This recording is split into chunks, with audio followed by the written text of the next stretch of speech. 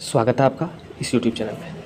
तो हम लोग इसमें जो देखेंगे वो क्लास 10वीं का मैथ होगा। जैसे कि आपका परीक्षा पास कुछ ही दिन बचा हुआ है या कह सकते हैं कुछ ही घंटे।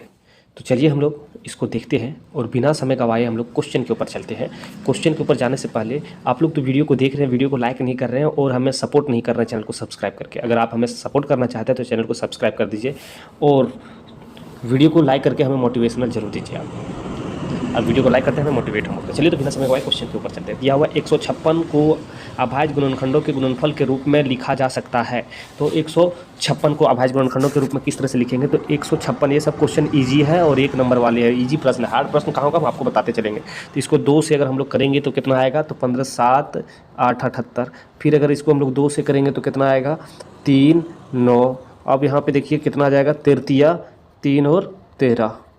तो देखिए यहाँ पे 2 गुने 3 गुने 13 कहाँ पे है? तो देखिए 2 गुने 3 गुने 13 जो ऑप्शन नंबर डी में दिया हुआ है। तो आपका सही हो जाएगा ऑप्शन नंबर डी। ठीक है, चलिए नेक्स्ट क्वेश्चन को देखिए। क्वेश्चन दिया हुआ है दूसरा नंबर क्वेश्चन। उसमें क्या कहता है कि यूक्लिड विभाजन एल्गोरिथम से यदि ए बराबर बी क्यू प्लस आर है, जहाँ मतलब ये यूक्लिड विभाजन एल्गोरिथम है, जहाँ क्या कहता है कि क्या होगा? तो जहाँ पे 0, देखिए यहाँ पे ध्यान दीजिएगा, 0 के बराबर होगा या 0 से आर हमेशा बड़ा होगा, बराबर हो या बड़ा हो, और आर जो होगा वो आर से हमेशा बी बड़ा होगा। ठीक है, तो इस प्रकार की लेंथ अगर आप जहाँ पे देख पा रहे हैं वही आपका, जैसे कि ऑप्शन नंबर बी में आप देख पा रहे होंगे दिया हुआ है, तो आपका सही हो जाएगा ऑप्शन नंबर बी। ठीक है, चलिए आगे देखिए। आगे दिया हुआ है क्वेश्चन, कहता है क्वेश्चन को देखिए ध्यान से। हाँ क्वेश्चन, हाँ जैसे कि क्वेश्चन आप देख पा रहे होंगे, दिया हुआ है, कहता है कि 7√5 कैसी संख्या है? तो 7√5 एक अपरिमेय संख्या है।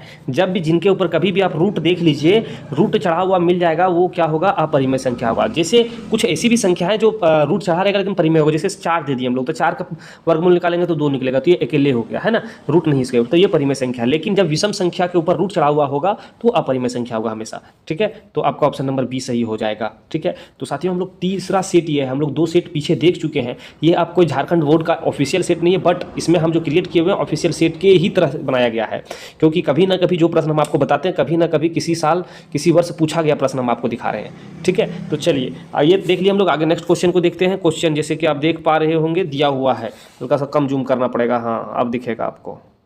हाँ, दिया हुआ कहता है कि y बराबर पी एक्स का ग्राफ दिया गया है, तो बहुपद px के शून्यकों की संख्या कितना होगा? तो किसका? यहाँ पे हम आपको पहले हर वीडियो में बता रहे हैं कि इस जगह पे देखिएगा py या px, तो x अक्ष की बात हो रही है क्योंकि ब्रैकेट में x है। तो देखिए कितना जगह पे काट रहा है, 1 2 3, 3 जगह पे काट दिया है, तो px बराबर कितना हो जाएगा? 3 हो जाएगा, जो ऑप्शन नंबर डी में दिया हुआ है।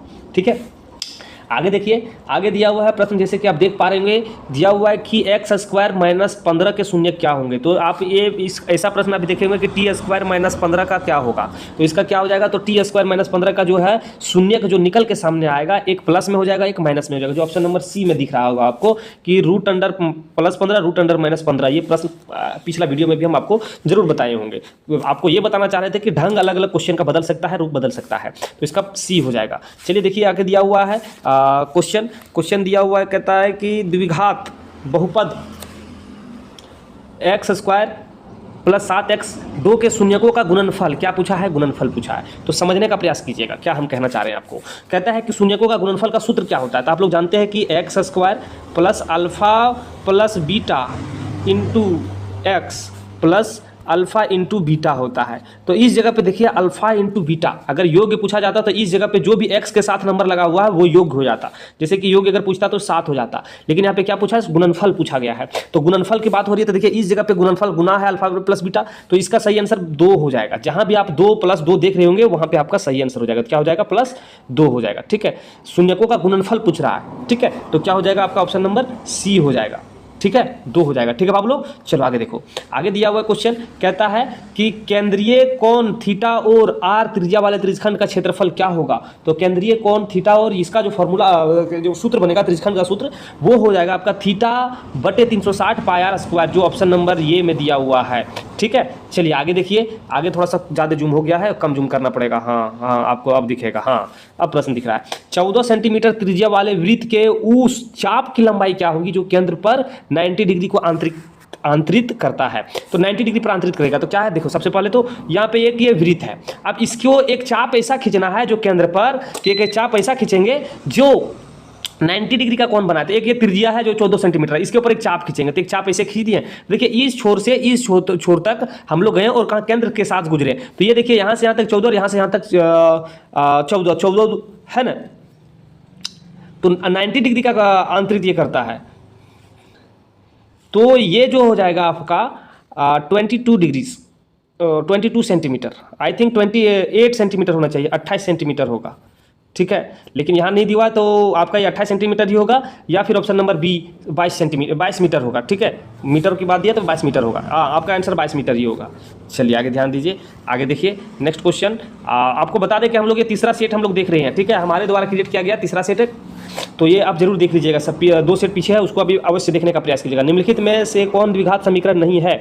तो द्विघात समीकरण नहीं है उसके बारे में पूछा जा रहा है। तो जैसे कि आप देख पा रहे हो द्विघात समीकरण नहीं वाले प्रश्न को, तो यहाँ पे सबसे पहले तो इसको आपको हल करना पड़ेगा। जब आप सभी को हल करेंगे, और द्विघात समीकरण का क्या होता है कि आपको बता दें कि जब इसको हल कीजिएगा ना, इस सभी को हल करने के बाद आपको क्या प्राप्त होगा, x² प्लस यहाँ पे x रहेगा, यहाँ पे कुछ नंबर रह सकता है, इस जगह पे कुछ नंबर रहेंगे। इस रूप में अगर आपको प्राप्त होता है तो वो आपको आपका द्विघात समीकरण होगा, ठीक है। या भी आपको हम बताए थे सूत्र जो था x² अल्फा इंटू बीटा, मतलब कोई नंबर यहाँ पे अल्फा प्लस बीटा जो है कोई नंबर इस जगह पे रहेगा, वो यहाँ पे बताने का प्रयास। जब ये सभी को हल करेंगे, हल करने के बाद आप देखेंगे कि आपका ऑप्शन नंबर डी जो है, ऑप्शन डी जो है वो सटीक आएगा, ठीक है। तो चलिए नेक्स्ट क्वेश्चन को हम लोग देखते हैं।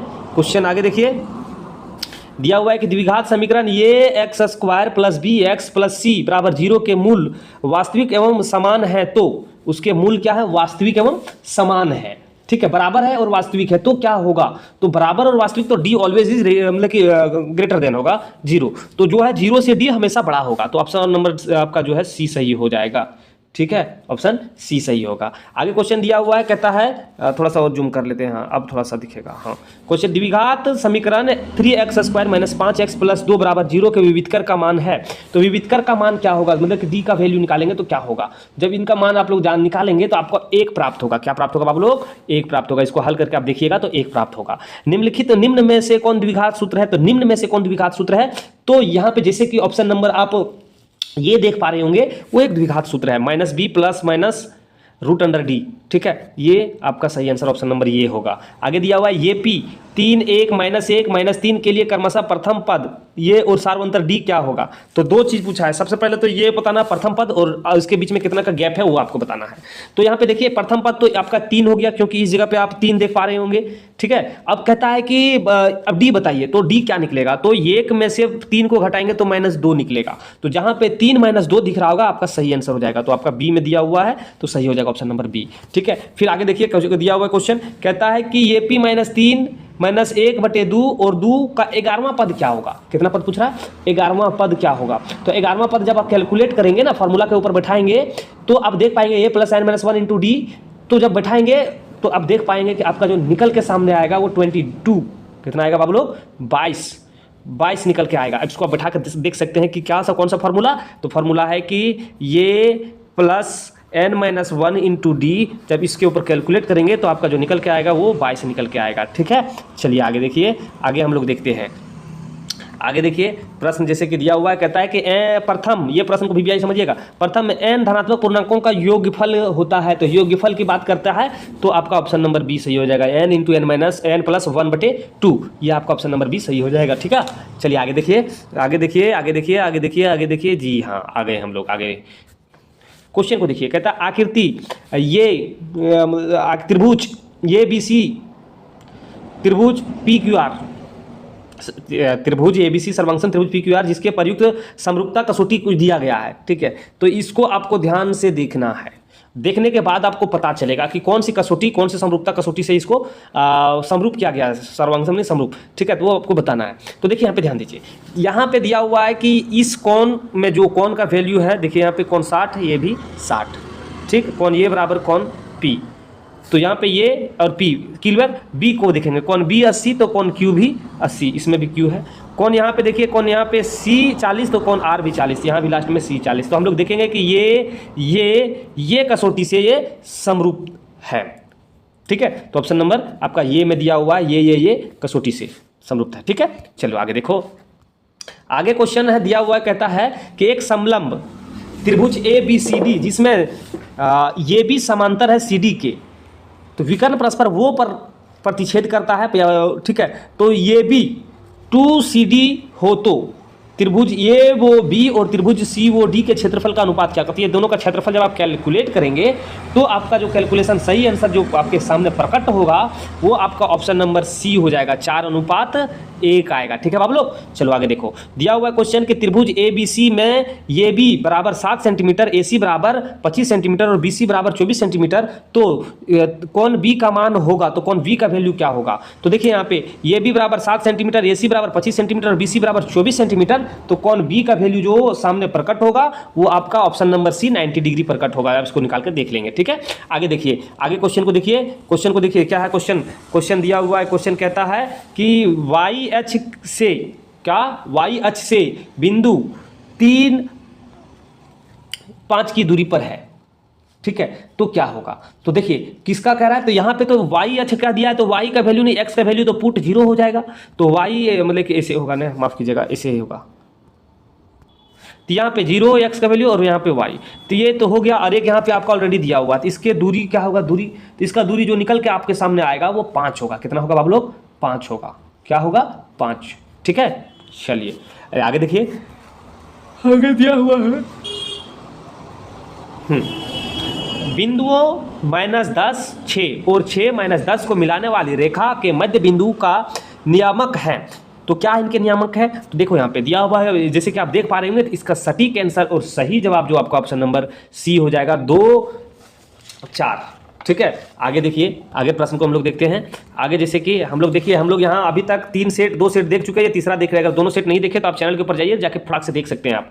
ठीक है, देखिए, यदि धन का आयतन 216 सेंटीमीटर क्यूब हो तो घन का किनारा क्या होगा, कह रहा है घन का, ठीक है, आयतन दिया हुआ है 216 सेंटीमीटर क्यूब, तो घन का किनारा कितना होगा, तो इनके किनारा क्या होगा वो पूछा जा रहा है। तो 6 सेंटीमीटर, ठीक है, 6 सेंटीमीटर होगा, जो ऑप्शन नंबर बी में दिया हुआ है। आगे प्रश्न को देखिए, दिया हुआ है कि 10 26 बटे cot 64 का मान क्या होगा, तो 10 26 बटे cot 64 का जो वैल्यू आप लोगों के सामने प्रकट होगा वो हो जाएगा बाबू लोग 1। क्या होगा, 1 होगा। ठीक है, चलिए आगे देखिए, 10 x बराबर 1, तो x का मान क्या होगा, तो 10x बराबर 1, तो x का मान क्या होगा, तो आप जानते हैं कि 45 डिग्री का वैल्यू, x की जगह पर डिग्री पूछा जा रहा है, तो 45 डिग्री का वैल्यू 1 होता है ना, तो आपका सही आंसर ऑप्शन नंबर बी हो जाएगा। आगे देखिए, आगे दिया हुआ है, कहता है कि एक ठेकेदार बच्चों के खेलने के लिए 1.5 ऊंचा एक फिसलन पट्टी लगाता है जो भूमि के साथ 30 डिग्री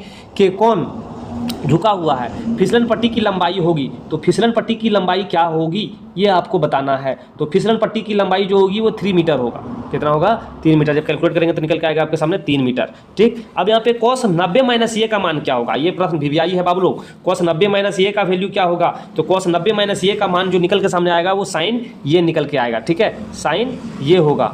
ठीक,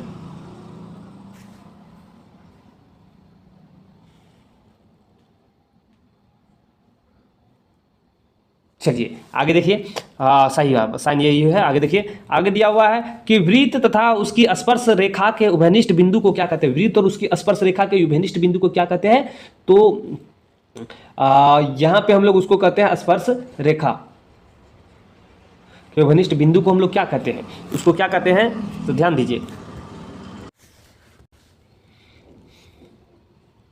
तो उसको हम लोग क्या कहते हैं, देखिए स्पर्श रेखा के उभयनिष्ठ बिंदु को हम लोग क्या कहते हैं, स्पर्श बिंदु कहते हैं। ठीक है, क्या कहते हैं, बिंदु, स्पर्श बिंदु। तो यहाँ पे स्पर्श बिंदु भरेंगे, रेखा लिख दिया, बिंदु होगा। आगे प्रश्न को देखिए, दिया हुआ एक बिंदु ये से जो एक वृत्त के केंद्र से, थोड़ा सा इसको हटा देते हैं ताकि दिखे आसानी हो, वृत्त के केंद्र से 13 सेंटीमीटर दूरी पर है, तो वृत्त पर स्पर्श रेखा की लंबाई 12 सेंटीमीटर है, तो वृत्त की त्रिज्या क्या होगी, तो वृत्त की त्रिज्या क्या होगी उसके बारे में आपसे पूछा जा रहा है। तो 5 सेंटीमीटर होगा, जब हल कीजिएगा तो पता चलेगा 5 सेंटीमीटर। ठीक है, और चलिए इस वीडियो का लास्ट प्रश्न हम लोग देखते हैं कि किसी बाह्य बिंदु से वृत्त पर कितनी स्पर्श रेखाएं हो सकती है। तो किसी बाह्य बिंदु से वृत्त पर कितनी स्पर्श रेखाएं हो सकती है, तो अनंत हो सकता है।